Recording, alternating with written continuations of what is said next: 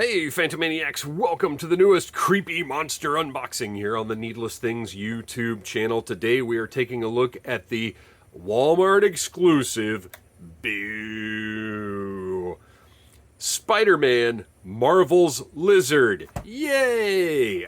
This is incredible. I didn't know just how good this was going to look. The first thing we've got to check out here is that this packaging is gorgeous. Obviously, it calls back to the old Toy Biz lines of the 90s and Spider-Man, the animated series, which debatably could be one of the greatest animated series of all time. You've got the art of the lizard on the side here, but this is a completely different lizard figure from anything that we've gotten before.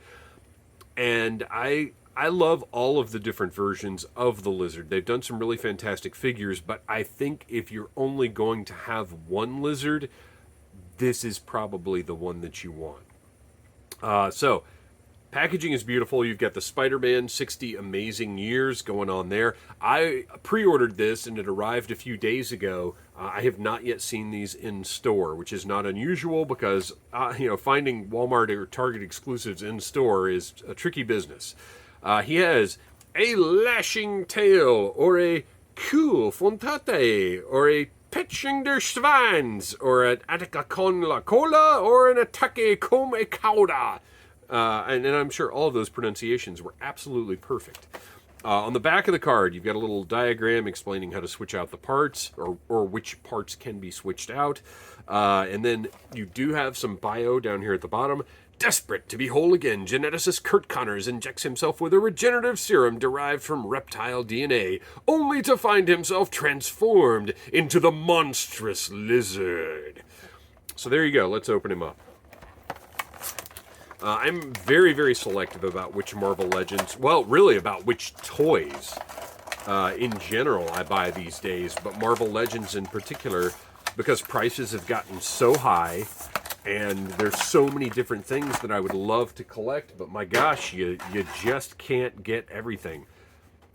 I love these. These are purely extra accessories to me.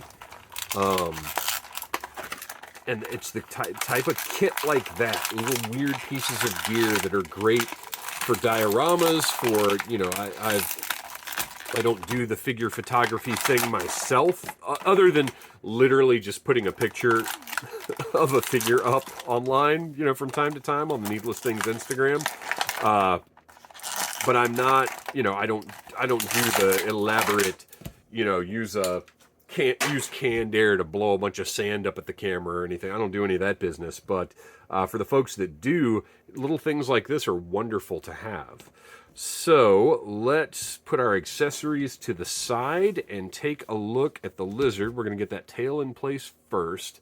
You can see this is the bottom of the tail.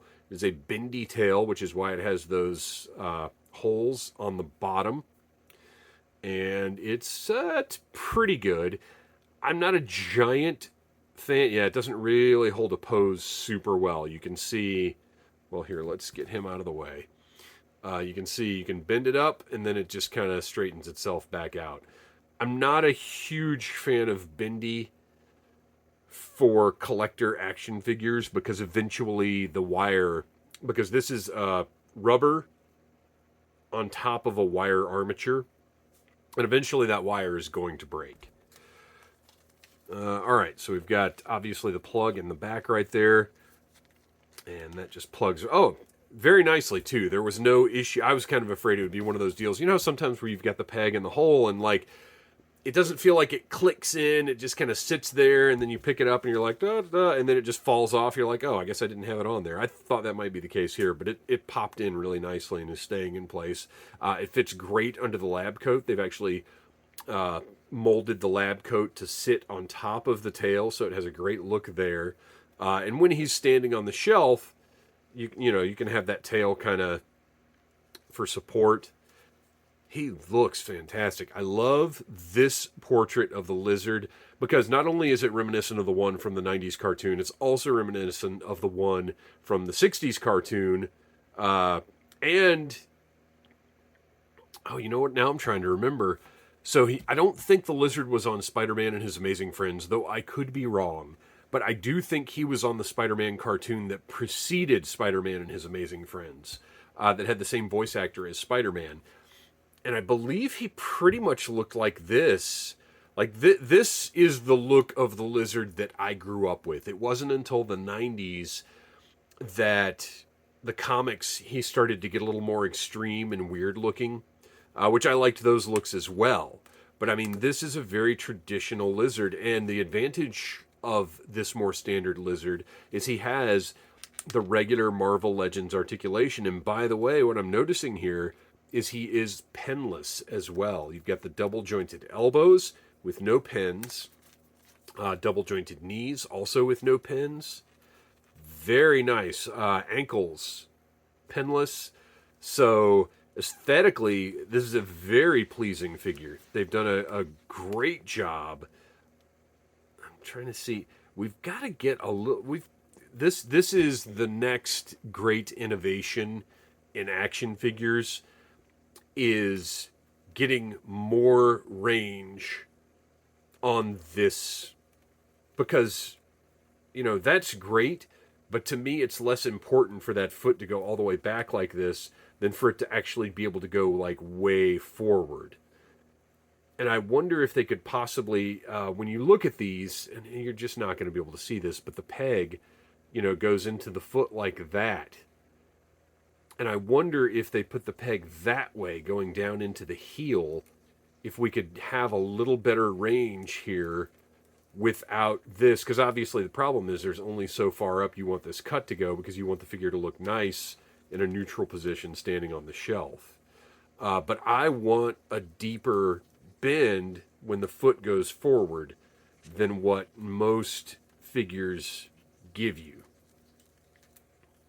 Well, there you go. That foot got a little further up. Sometimes you can play with these. There. Oh, look at that. Okay. So turn it to the side and then turn it, and you get a deeper. There. That's pretty nice. You'll also notice that he's not just green. There's a wash to bring those scales out and to give everything some really nice depth. They've done a fantastic job with that. I like his blobby toes. They did not go with, clawed lizard toes. He's got kind of blobby toes, and I dig that. The purple looks great. I'm always a fan of anybody that's wearing purple. And for the torso joint here, we still have this. It doesn't look, horribly ugly. But then additionally, we've got this sort of ball joint going on mid-torso that gives him a lot more range. Now, it would be nice. Oh, that's interesting too. So his neck, look at that. He's got a barbell connecting his neck to his torso, and then another one connecting the top of the neck. So his neck is a separate joint, but you can't get a forward, like a lateral type look, but he can look down at his feet. So that's an interesting decision. Oh, wait, whoa, okay, that's fantastic. This is why I love doing these unboxings this way, because I never know. It's not just a barbell here. It actually has a pivot. So you can get that great lizard crawl going on with this guy. Oh man, look at that. How cool is that? Oh, I love it. He's not quite looking straight ahead, but it is certainly close enough to make me happy. I love that. So you can do him upright, or you can have him crawling on the ground. Very, very cool. I am way more impressed. I was already pretty stoked about this figure, but now I'm even more impressed with the way that they have done this. He's fantastic. Okay, what else have we got in here? We've got an alternate portrait with a little more animalistic version, the tongue hanging out, the yellow eyes. I like this one, but I'm not going to be using it. Do we have... I thought we might have a little jaw Do we? No, okay, that's just where it's connected. I thought we might have some jaw articulation. This is good, and honestly, this one looks kind of like the 80s version I was talking about, or the 60s or 80s version I was talking about, and this one looks like it's maybe more like the 90s cartoon. This is purely out of my memory. I could be wrong about all this, and if I am, please comment and let me know. He's got C-grip to hold those vials that he came with, and then he's got a fist for punching Spider-Man in the head. So let's take a closer look at these beakers. He's got one with some red. Just very simple. This is a separate piece, so if they ever want to reuse this and put a different color in there, they just put a different colored piece in the bottom. Looks really cool. Looks like it's got fluid in it. I love it.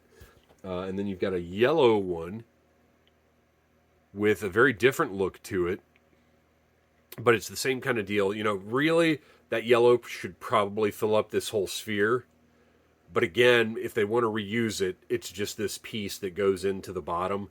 It doesn't look great, but it looks okay. And there really wouldn't be a way to do... The only way you could have had the yellow actually in the bottom was to either have a paint app to leave this hollow and have a paint app that sort of splattered up in there somehow. I don't know. It would have been much more difficult. So this is fine. Just have an extra piece sitting around. It's good. So there you go. There is Marvel's The Lizard. I love it. If you find one of these, I highly recommend you pick it up, especially if you're a Spider-Man fan. I am limiting my collection pretty much to X-Men and Spider-Man at this point. And this guy was a must-have. He's fantastic. Thanks for watching, you guys. Please like, subscribe, share, tell your friends about Needless Things. Tune in on the 31st for the Glow-in-the-Dark tour.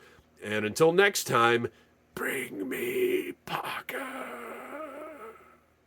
Smash that like button if you like Needless Things.